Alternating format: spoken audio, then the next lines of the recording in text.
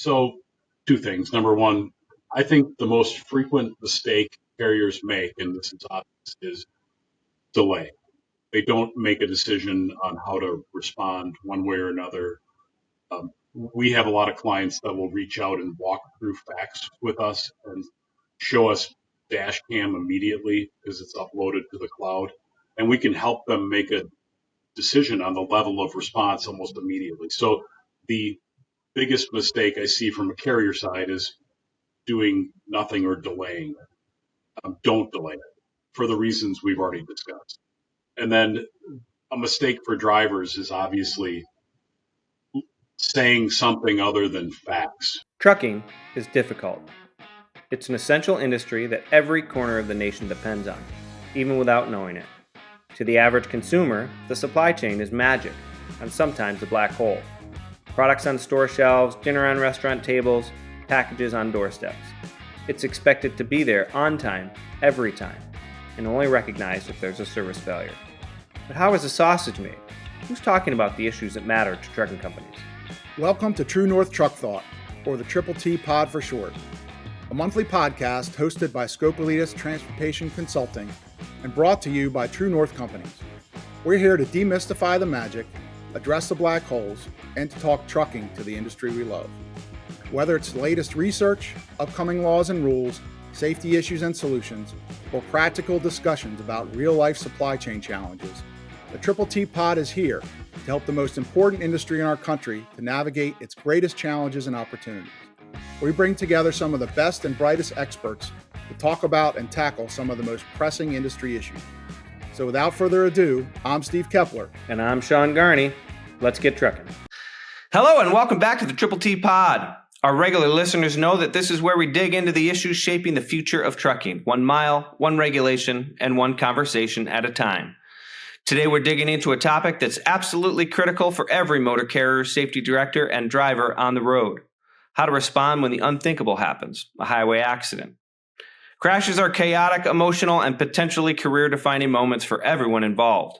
And how a company responds both immediately and the days and weeks that follow can make a huge difference in terms of liability, litigation, and reputation. Joining us today is someone who knows this process inside and out, Steve Stanaszak, a partner at renowned law firm Scopelitis, Garvin, Hanson, and Feary. Steve advises transportation companies across the country on crisis response, risk mitigation, and litigation strategies. He's here to walk us through what to do in those critical first moments after a crash, common mistakes to avoid, and how companies can better prepare before an accident even occurs. Also joining the conversation is the great JB. John Biblis is a regular contributor to the pod and senior safety and loss control specialist for TrueNorth. Steve, JB, welcome to the podcast. Thanks for coming. Appreciate you guys being here. Thanks for having us. You did that well. Have you been practicing that? Oh, probably 3 or 4 times already.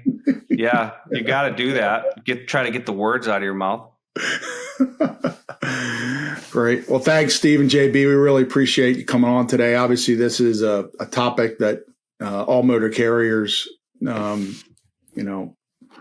are concerned about and clearly, unfortunately, have to deal with at some point. And let's just go ahead and jump right in. Steve, obviously you've got great amount of experience here. So we have a crash. What are the most critical things that a motor carrier should do in the minutes and hours immediately following that crash from a carrier perspective and maybe from a driver perspective too? Absolutely. Thank you again for having me on.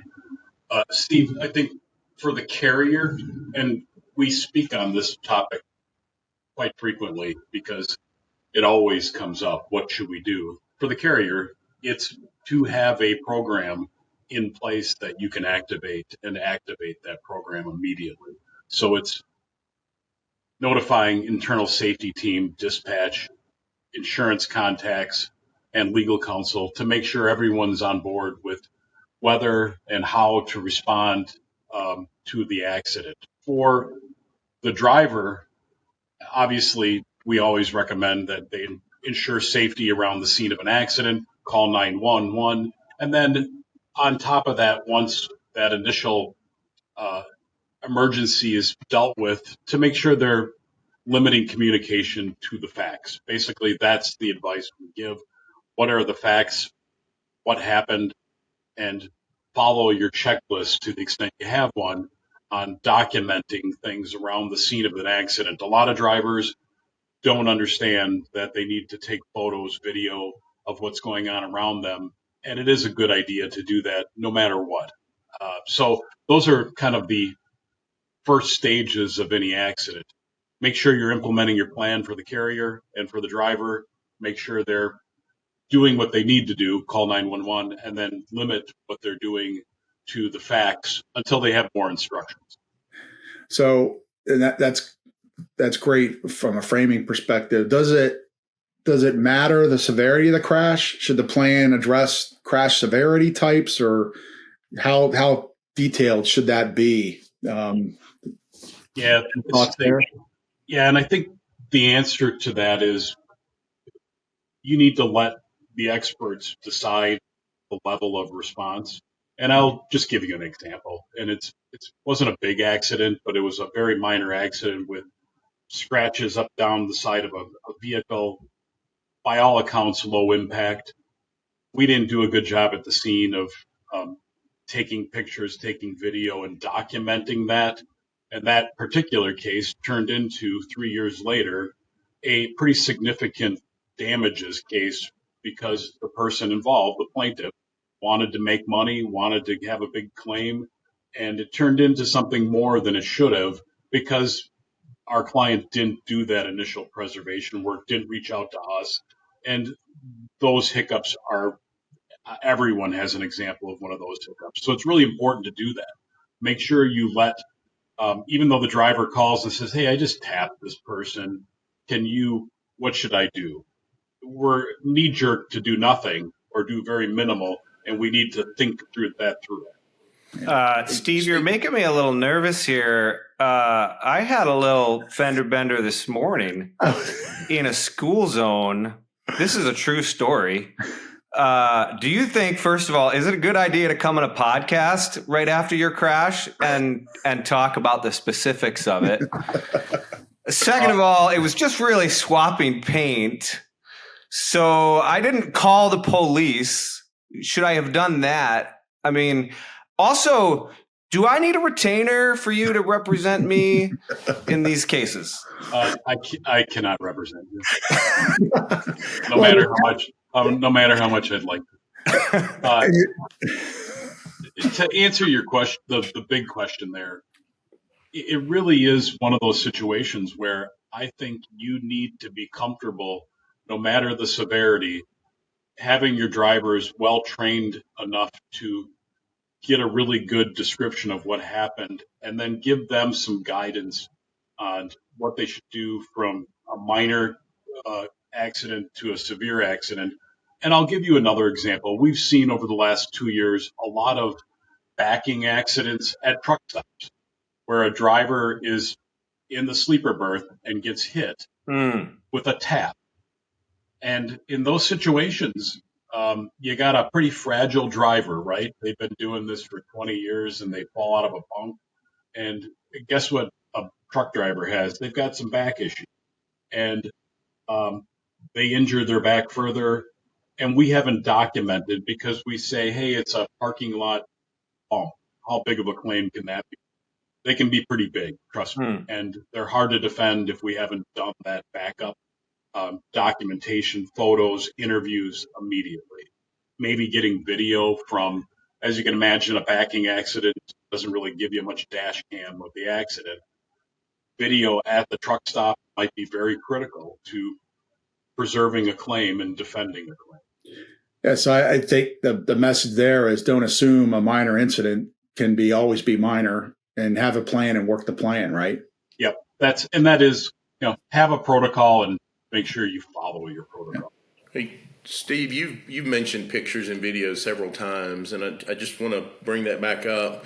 A lot of times I'll see pictures that are zoomed in, very specific on the area of damage, and I always try to push back to the fleet, to the driver. I want bigger pictures, right? I want to see the all the vehicles. I want to see what the driver saw, what the other driver saw, the scene. We can, if you don't want to take that many, we can always zoom in to get that detail with the way cameras are these days. But wouldn't you say the overall accident scene is pretty important to document? And my recommendation, if I'm on the phone with our driver, is to use your phone. Remember 20 years ago, they had a disposable camera in their truck, and that's what they were using because flip phones are hard to take pictures with, right? So what we recommend is do the video all the way around the truck, all the way around the other vehicle. Make sure you're preserving that. And then more importantly, our drivers have captured some really good video of future claimants talking and being uninjured at the scene, which is really good evidence, even if, there's a doctor that says, hey, 3 months later, he or she had some exacerbation that was related to the accident. Those initial images, they do say, 1,000 words, and you should recommend it.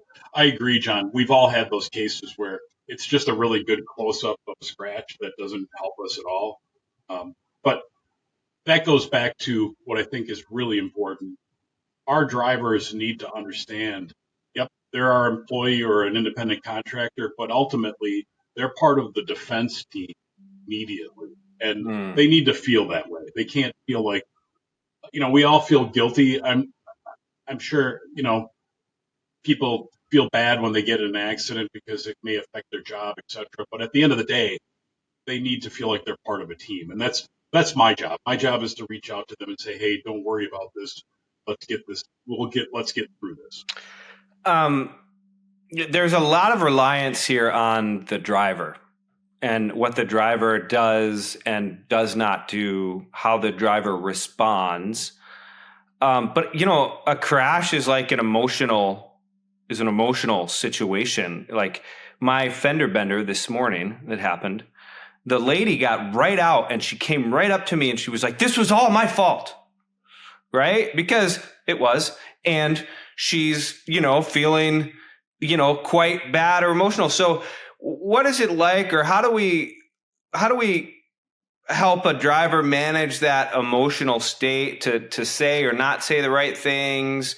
Or even like, what if it's like now we're talking about a big wreck, that can be traumatic. What's our advice to drivers, or how do carriers help drivers manage those two different situations? Yeah, I think the easiest thing to do is educate during quarterly safety meetings, or however your company is educating your drivers, to do a short segment about accidents at any point. It could be every meeting. Hey, just a reminder, if you're in an accident, take a deep breath, and we're going to have someone contacting you to reach out to you about what's going on and how to handle it. And that typically, over the course of a year, and let's say you're doing it monthly or 4 times a year, you're sending that message to them that they will remember. They're not going to remember it one time, right? They're just not. But if you repeat that message that say, hey, you're part of our team when this accident happens, you need to help us out because you're the boots on the ground, they do get that message. Is it okay though if a driver is like pretty worked up to take a few minutes and just have a seat and just kind of let things flow and grab composure? Or it just seems like a lot for, okay, I got to grab my camera, I got to get this video all the way around the car, I got to talk to enforcement, I got to do this, I got to do that. Yeah. Are we saying it's all right to just park it for a minute and just kind of rest? I think teaching them to take a deep breath and kind of get their arms around the situation is, job one. Yeah. Make sure you're okay, and then call 911. But most drivers that I'm involved with are trained to check on a claimant or check on the other vehicle, but they oftentimes will leave that to the professionals. They'll wait for the police to arrive because they don't want to exacerbate the situation, and they don't. Well, I know that doesn't answer your question, but yes, you should take a deep breath and try to reach out to someone and have a line of communication with the rest of the team. I guess one other point, Steve, is that if they do end up exacerbating the situation, just that's a good time for them to remove themselves, right? Just get back in the truck, avoid conflict. Yeah, I mean, local state patrol or local, at least state patrol, is going to go through their regulatory questions with them at length, and they'll be behind the, regardless of fault, they will be going through that. And typically they will be forced to comply. They need to comply with FMCSA. So there'll be a time to kind of chill out. And I've never had an officer where if our driver needs a cigarette or something to calm down, they allow them to do it. They're going to let them relax. And I think this all goes back to what I consider to be the memory issue. There's a lot of studies out there, and Elizabeth Loftus has a really good study about faulty memory. And her study basically goes through, not just as a witness, but just faulty memory in general. And we need to be very careful about that. And we certainly are when we're doing an emergency response. I won't record an interview with our driver because I understand that they're under stress. The statements they're giving are probably wrong based upon the 30-year study that Loftus did. So we need to be careful about that. Well, and I think it also, on the emotional side, I think it gets back to the point you made earlier about training. And so if you do that routinized training, hopefully that will help those drivers in those situations recall that and say, okay, this is what I'm supposed to do. I know what I'm supposed to do. I've been trained to do that. And so next question. So we talked a little bit about what they should do. What shouldn't they do? So from a carrier perspective and a driver perspective, what are things they shouldn't do when a crash happens? So 2 things. Number one, I think the most frequent mistake carriers make, and this is obvious, is delay. They don't make a decision on how to respond one way or another. We have a lot of clients that will reach out and walk through facts with us and show us dash cam immediately because it's uploaded to the cloud, and we can help them make a decision on the level of response almost immediately. So the biggest mistake I see from a carrier side is doing nothing or delaying it. Don't delay it for the reasons we've already discussed. And then a mistake for drivers is obviously saying something other than facts, meaning I didn't see them. I think I had the green light. Making statements like that under stress are probably incorrect. They just, and so be very careful about that.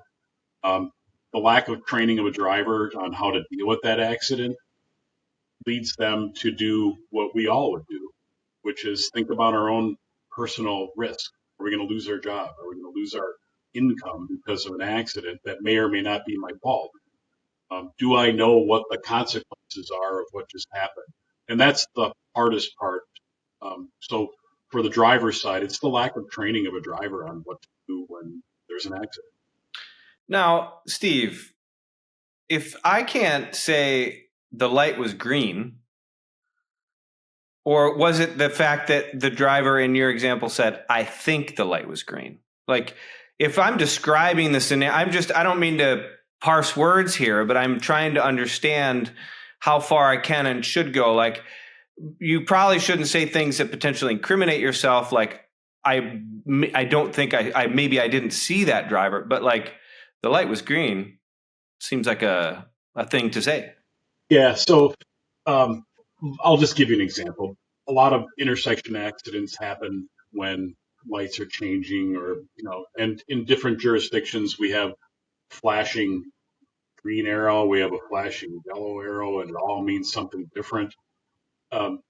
It's to wait for the dash cam, wait for the evidence to collect, and then help a driver with those statements, because fact of the matter is that many times they're wrong in their recollection. So, there's times where I know I have a green light and I'm going through it. And if I get hit, it's going to come as a surprise to me, and I'm going to make that statement.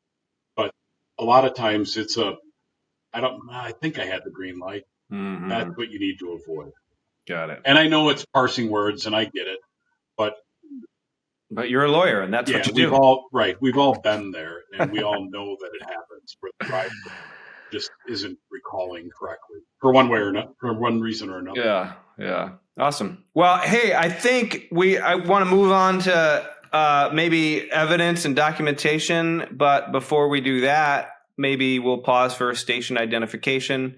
We're going to learn a little bit more about our podcast sponsors.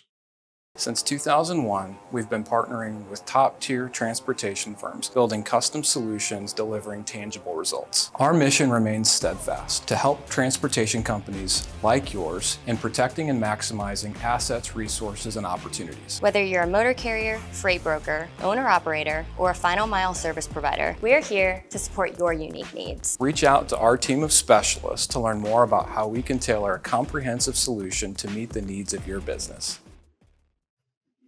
So maybe Steve, jumping back in here, from the evidence and documentation standpoint, how, in your experience, how often is evidence lost or mishandled, and what can be done to help prevent that type of, those things from happening? I'll put it this way. When we do accident responses, there are some clients that have a well-established preservation policy, and I just need to remind them that they need to enact that policy and start preserving stuff, even though they already have, which includes, electronic logs, dash cam, ECM data, any other data they might have related to that vehicle, if we can obtain it. I think the hardest part is smaller carriers that aren't really certain of what to preserve and how to preserve it. And that's our job, to guide them through that.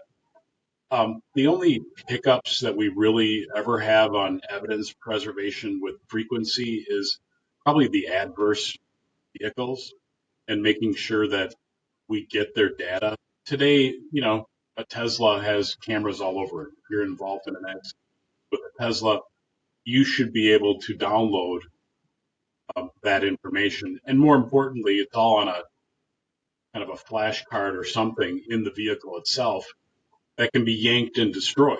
So we don't want to lose that information. But all other vehicles have a lot of good data on it, depending on the nature of the accident.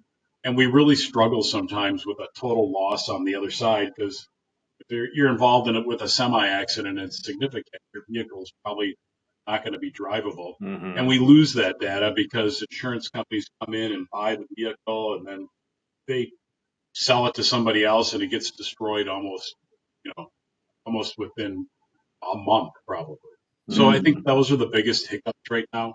I think the industry does a really good job of knowing what they need to preserve and doing it. So yeah, I think on that point, there's obviously in the regulations, there's certain document retention requirements, like hours of service, as an example, for 6 months. But in the case of an accident, is there a recommended time frame that if you have a litigation hold, is there any recommended time frames that you advise carriers on retention of records at all, or is it vary?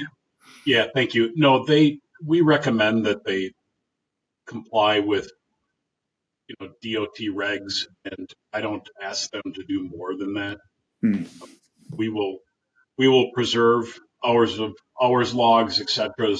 For a good period of time. Depending on the accident, we'll do other things, but for the most part, they're complying with, and we are requesting the records that comply with FMCSA.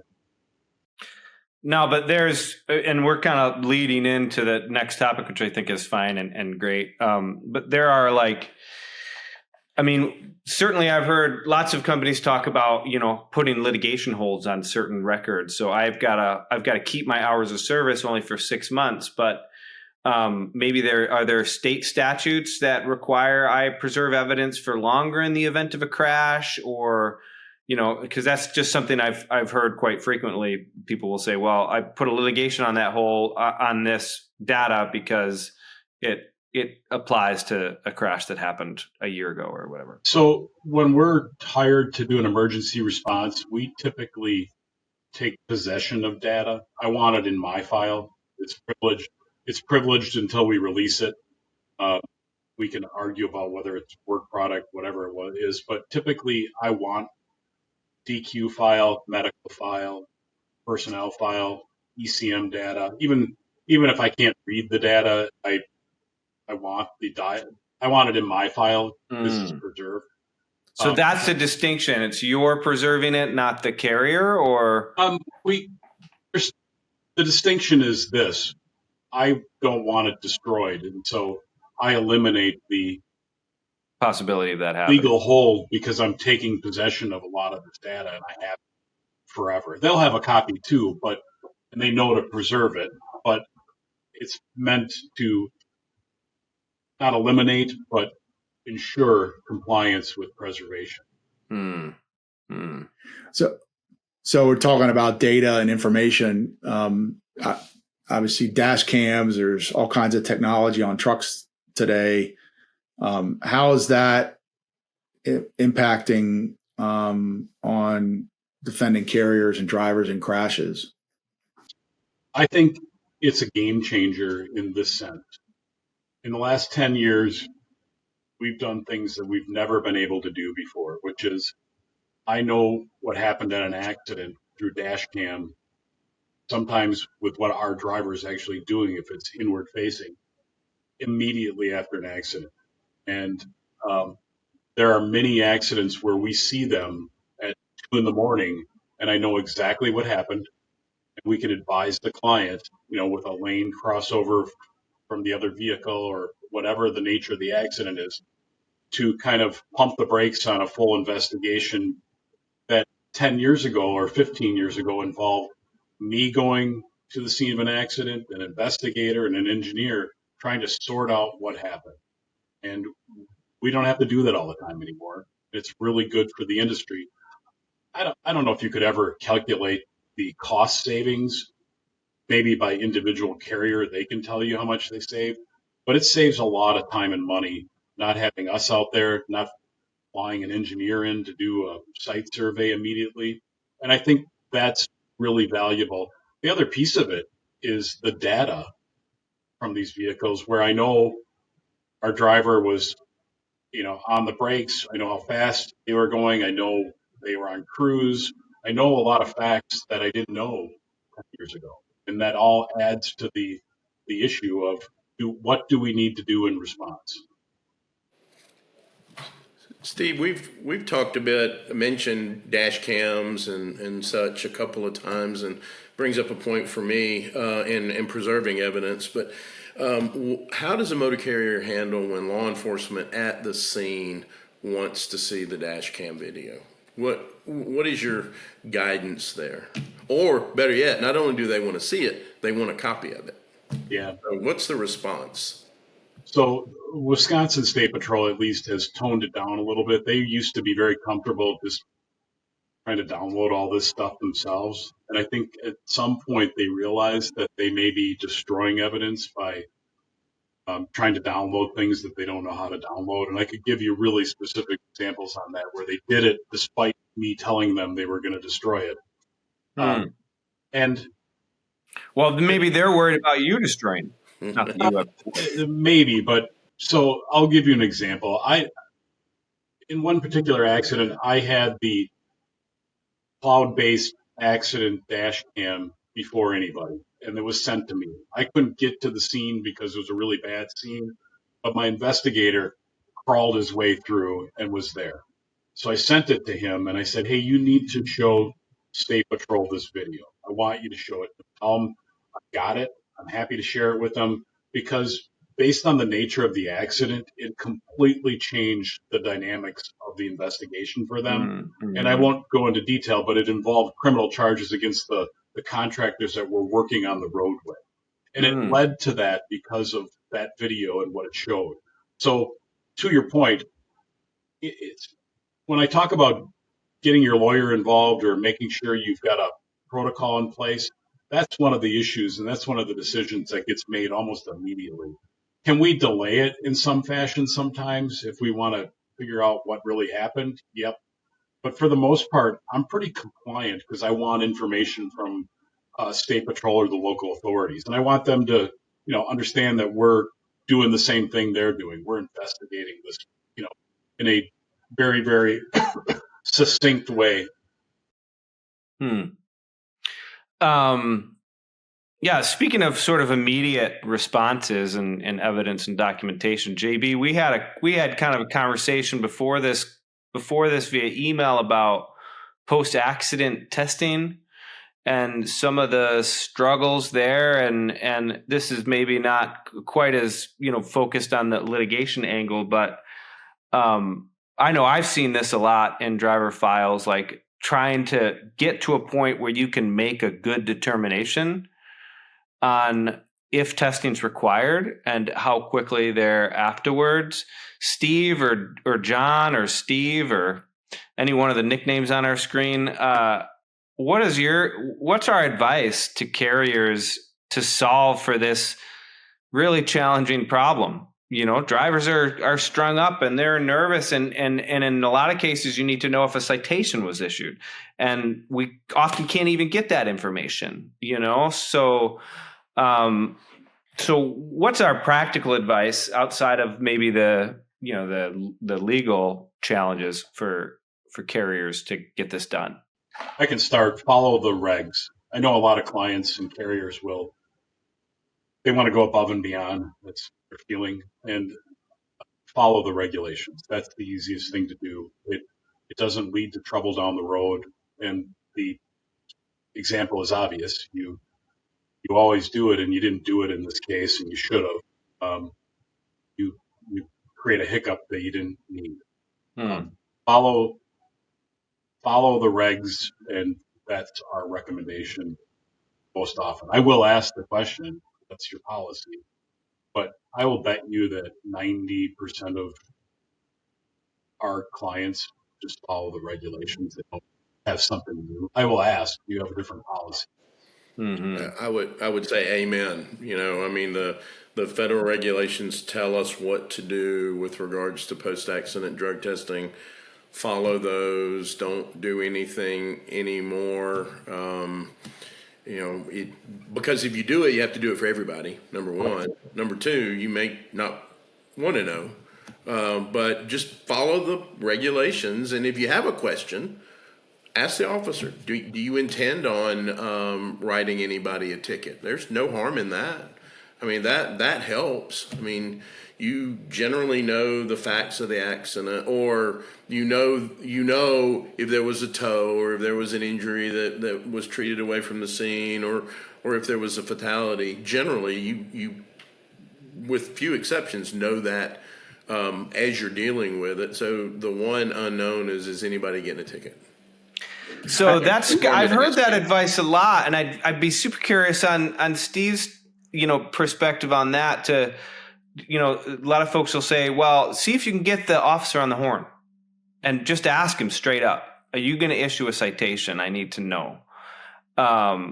Is that good advice, or is it, is sort of annoying an officer while they're trying to investigate an accident not play well for the police accident report? Yeah, that's a good point. But if I'm talking to the officers, and a lot of times we'll have contact with them, I may ask that question, but typically I rely on the facts that are out there available to me to make that decision with the safety director or whoever's handling the accident with me. We're going to follow the facts as we know them, right? So if we get mailed a citation 3 days later and we didn't do it for the other reasons, I'm not worried about it. We've documented. Now, so a flip side question to that we were just talking about, if the carrier has a policy for drug test and alcohol testing beyond just DOT regulated drivers or DOT testing, and they choose not to follow that policy for a DOT in a crash case, are they exposing themselves there if they don't follow their policy? They choose to say, well, this is what the regs say. My policy says this. Are they exposed in that case? Yes, yeah. They are. And Is it bad just practice to not do it if you're required to under your own policies? Yeah, it'll be used against you in a case, basically making your company look like an unorganized mess because you didn't do it this one time. Yeah. I'll tell you what, though, the other piece of this is the more practical piece, which is I've had cases where we're in the middle of nowhere and a client has a policy that they want a drug test on, despite they don't need to do it under DOT regs. Good luck finding a hospital that knows how to do it.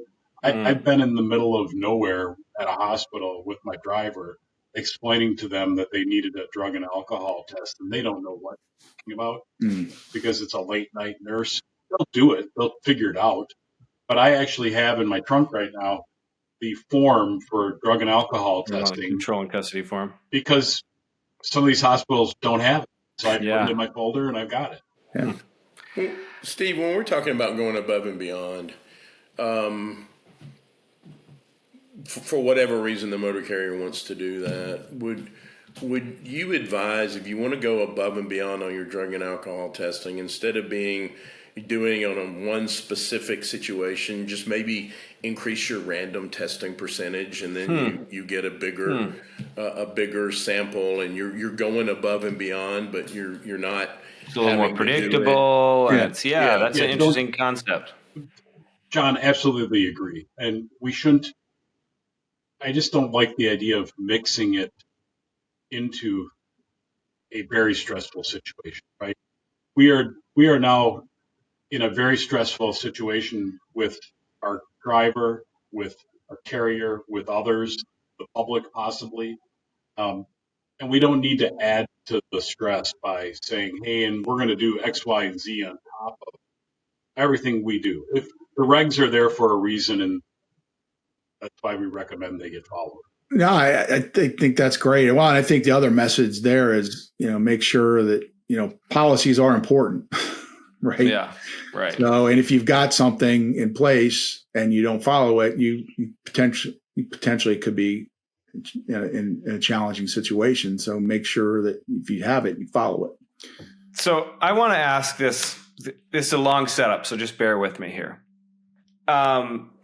We talked about drivers and making sure that drivers don't sort of overshare, and that they don't say things, that they stick to the facts, right? But I was just with a carrier recently looking through some of their files, and they had a driver who clearly managed a very good relationship with the officer, the investigating officer, who eventually wrote the police accident report, which said there was nothing the truck driver could have done to avoid this crash. I've seen the video, whatever, but this is what came out on the crash report, which seems like good news for the carrier. However, you said earlier, we talked about Elizabeth Loftus and her study on faulty memories, right? And so this is my long way around the question, which is, at the scene of a crash or after a crash, is the police accident report Bible, or is it viewed in the courtroom as occasionally fallible, right? So this driver got good news on the narrative. There's nothing he could have done to avoid the crash. Is that the end of the case? Is it over? Is the case closed? So two things. Number one, in most courts, that accident report is hearsay. It's not coming. Oh. So it would have to be the officer testifying or somebody testifying regarding the results of their investigation of that loss. So set that aside a second. That accident report is very valuable in my mind for one particular reason. A lot of times it's wrong, but it's guiding the plaintiff's bar on where their case is going and if they even have a case. And so the example you just described means you might not get a claim out of it because it's a good accident report favorable to the carrier. But that isn't the end of it, because the plaintiff's bar will file suit on, depending on the venue, almost anything.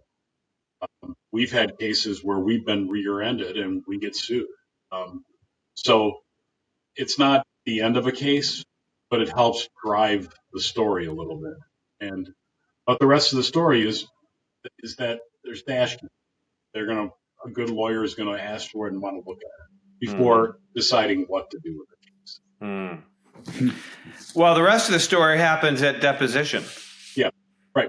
So tell us about how to win deposition. I don't know if you can win them, but you definitely can have your driver prepared. And this includes 30V6, which is a corporate representative of the carrier giving a deposition. That prep is so vital to the defense. Not having a driver come in cold. They know if we're working it up, what questions they're going to be asked, the demeanor of the lawyer, because we'll typically know that as well, and the tricks they're going to play on them. I had one lawyer just recently spend a half hour with a witness asking, do you believe that two wrongs don't make a right?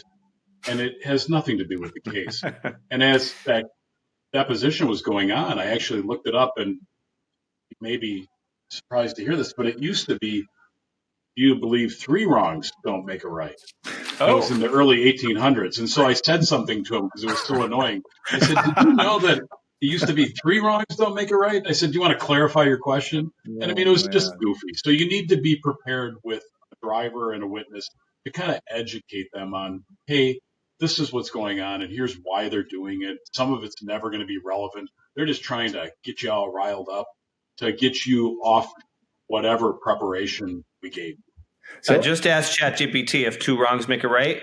You guys want to know the answer? No. Philosophically and ethically, no. What about three wrongs? I'll follow up with that. Hey, three lefts make a right. That's true. That's true. Well played. Well played. I like that. So what do you, sticking on depositions for a second, Steve, what do you see as some of the most common pitfalls you see in depositions? The number one pitfall is simply not being prepared, not understanding that some of these, not understanding, for example, the reptilian theory, and being prepared to answer the questions that seem impossible to answer, and being comfortable with that. And I think the other thing for at least drivers is making sure they understand, and this is all about what we started with, the team. They're just there to provide facts. They don't have to give opinions on the company. They don't have to give opinions on what they think happened necessarily. They just need to describe the facts as they know them, and describe in a, it'll be a defensible position if it's appropriate, but that's the thing that they struggle with the most. Hey, Steve, I want to go back to the scene of the accident for a second. So we've talked a lot about which one? My one in my accident from this morning, or we can talk about that one. Any one of them. What I want to talk about is witnesses. Oh yeah. So one thing that just in my years on the motor carrier side was just this idea of witnesses, and what I found is that you've had drivers that will say, "Oh yeah, there's plenty of people here. It'll be on the police report." I get the police report. There's no witnesses. Either they've left. They either wanted to render assistance, but didn't care enough to leave any information. They didn't want to be involved with law enforcement. Law enforcement interviewed them, and while they were there and they have an understanding of the nature of the accident, maybe they didn't see everything law enforcement wanted them to see to be a credible witness. I don't know, but how important is it for the driver to try to document who's at the scene and do a better job, I guess, I'll say, of getting that witness information than depending on. Yeah, John, that's a big issue. And we just had an accident where we received the report and the witnesses weren't on it. And the driver told us, oh yeah, there were plenty of people that saw this. I think the only thing you can ask of them, and this is why getting the safety director or us involved immediately is important, is use your phone. All you need is a face, a name, and a phone number on video, and just say, hey, I need to do this. My boss is making me do this, and get that information from those witnesses. Because typically, if our driver isn't at fault, they're more than happy to help. The other piece of this is, and John, maybe, it's aging us a bit, but the body cam is really important and has a lot of details from the officers, and we'll get that information. Even though they white out certain stuff and they'll white out their notes, they'll blur it, you can at least get a really good idea of who the witnesses are, and that helps quite a bit too. But that's sometimes 6 months down the road. So the recommendation is, if you've got a driver that's cooperative and helpful, I will have them do that. If not, that's our investigators' job as soon as they get to the scene, to try to find witnesses.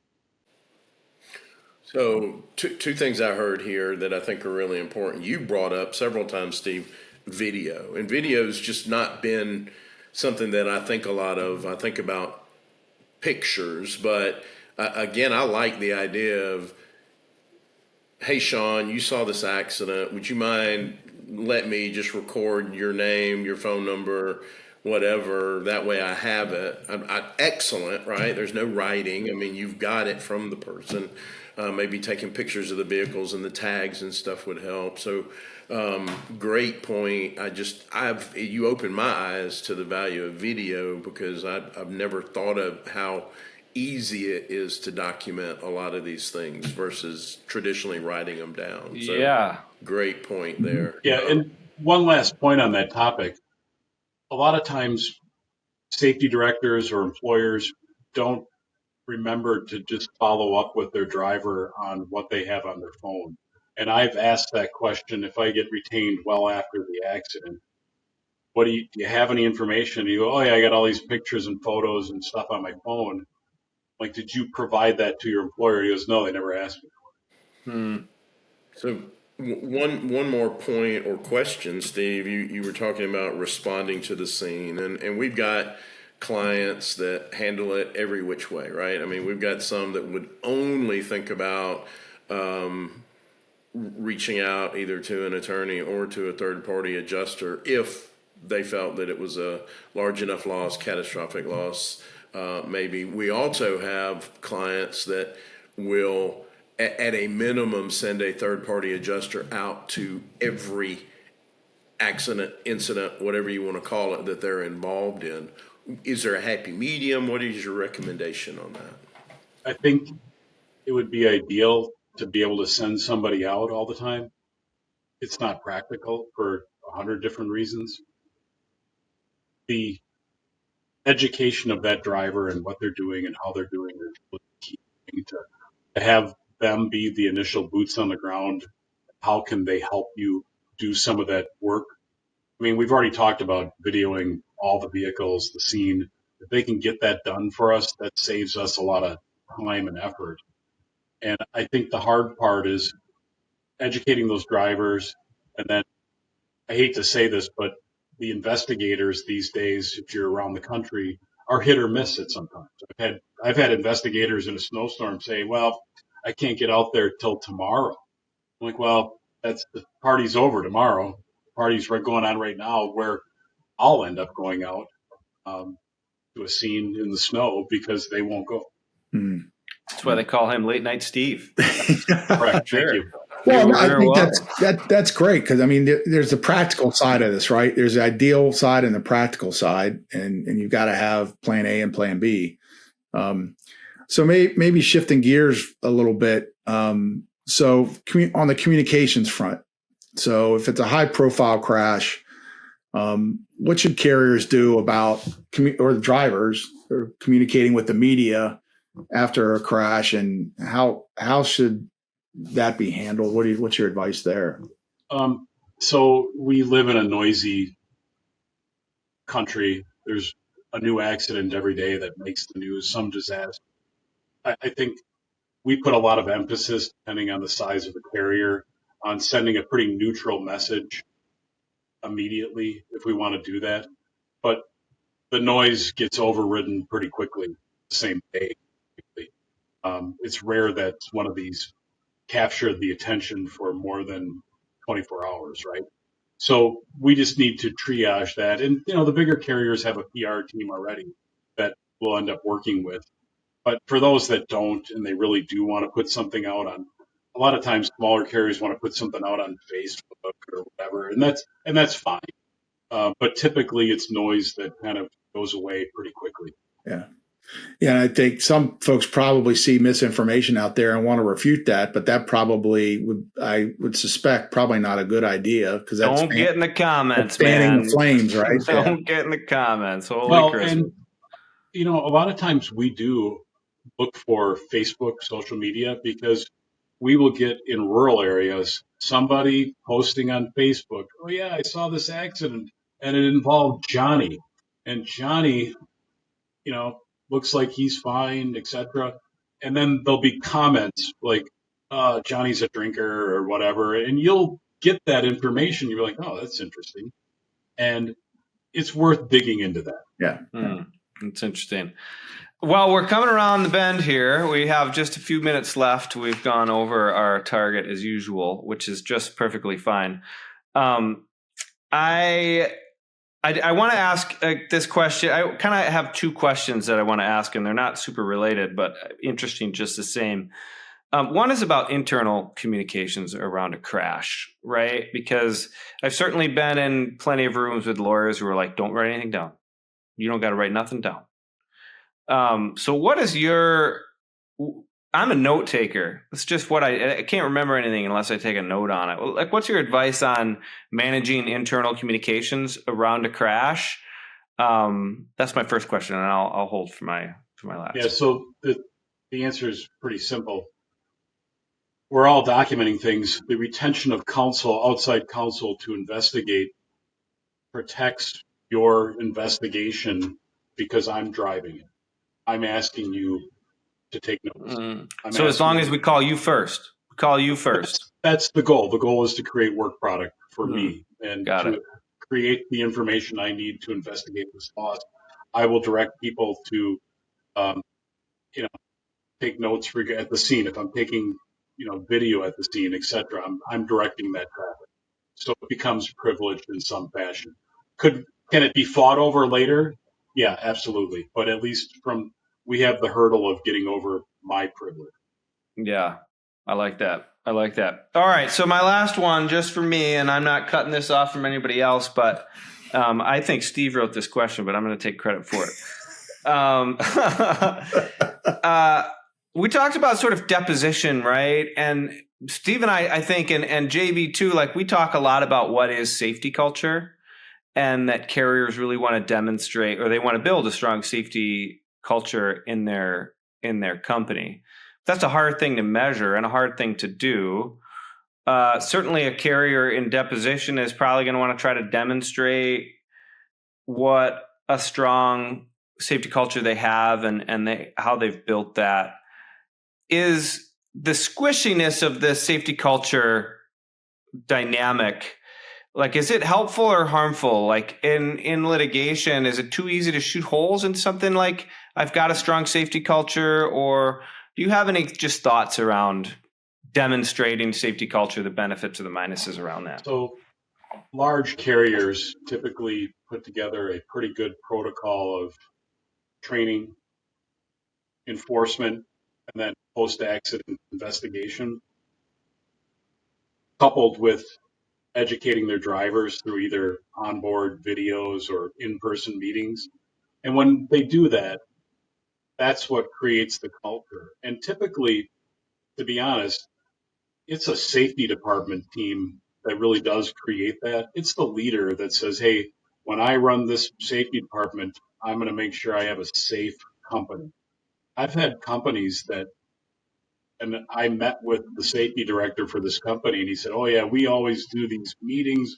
We do X, Y, and Z. We really do a good job.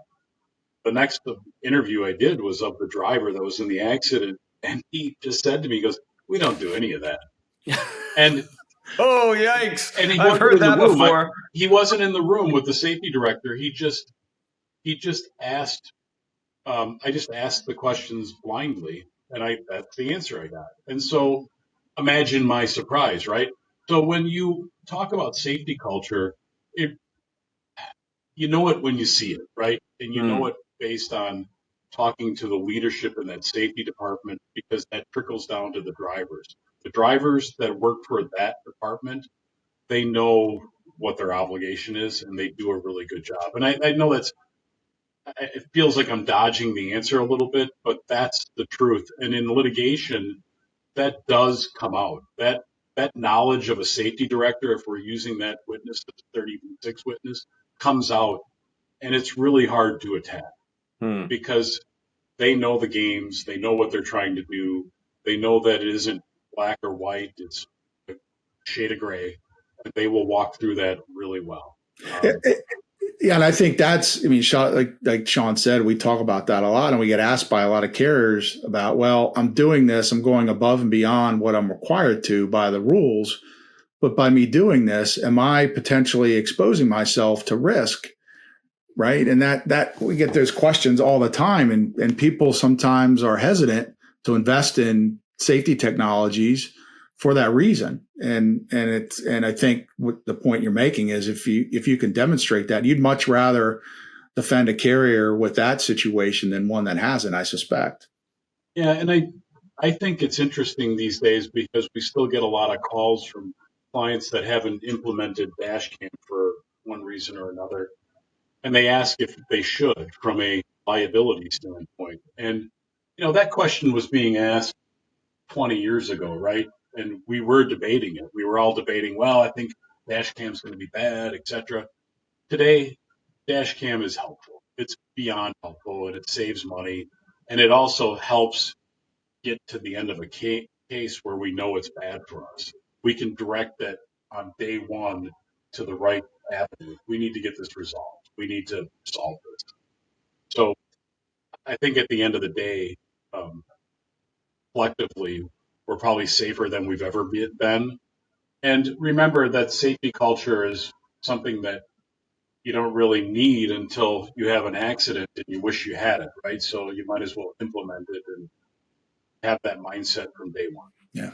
And make sure that it's plugged in, because somebody had a crash this morning and their dash cam fell off their window, and I didn't even get the video of the other lady who pulled up and started shouting at the lady who hit me about driving too fast through a school zone. So make sure it works too, I guess, is right, what I'm agreed. saying. That's your pre-trip inspection, buddy. Right, yeah. Oh, burn. Oh, that's terrible. All right. Well, hey, this has been awesome and a fun conversation. Late Night Steve, really appreciate you. JB, you the man. Cap, as always. Send it around the horn if you got any parting shots before we get out of here. Steve, any last advice? Steve Stanaszak, any last advice for us? No last minute advice. Perfect. You've gotten all I got right now. JB, Steve? Steve Stanaszak, I appreciate you being here. Great information. Thank you. Thank you. Sean, plug that Dashcam back in. Oh, for Pete's sake, I'm doing it right now. Thanks, Stephen, JB. We really appreciate it. Thank you. Thanks, all. Yep. Thanks for listening to this episode of True North Truck Thought. If you enjoyed the topic today and want to tune in for future conversations here on the Triple T Pod, make sure to follow us. Also, please don't hesitate to let us know which topics you want us to cover in future episodes. Drop us a line in the comments section or send us an email to transportationnews@truenorthcompanies.com. Thanks and have a safe day.